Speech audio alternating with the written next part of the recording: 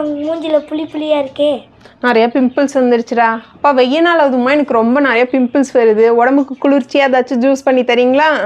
இப்போ வெய்ய காலங்கிறதுனால நிறைய பெண் குழந்தைங்களுக்கு முகத்தில் பிம்பிள்ஸ் வர்றது, உடல் சூடு அதிகரிக்கிறது, இதெல்லாம் நிறையா நடக்குது.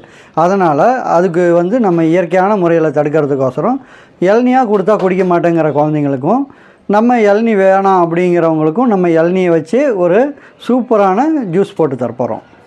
பிம்பிள்ஸ் வருதேன்னு ஒரே ஒரு நாள் தாங்க இந்த ஜூஸை கேட்டேன். அது குடிச்சதும் அதோட டேஸ்ட்டையே நாக்கில் ஒட்டிச்சு. இப்போல்லாம் டெய்லி நான் தூங்கி எழுந்ததும் என் மாமனார் எனக்கு இந்த ஜூஸ் தான் போட்டு தராங்க. அவ்வளோ சூப்பராக இருக்கும், உடம்புக்கும் அவ்வளோ நல்லது. இப்போ வாங்க இது எப்படி செய்யலான்னு சொல்லிட்டு பார்க்கலாம்.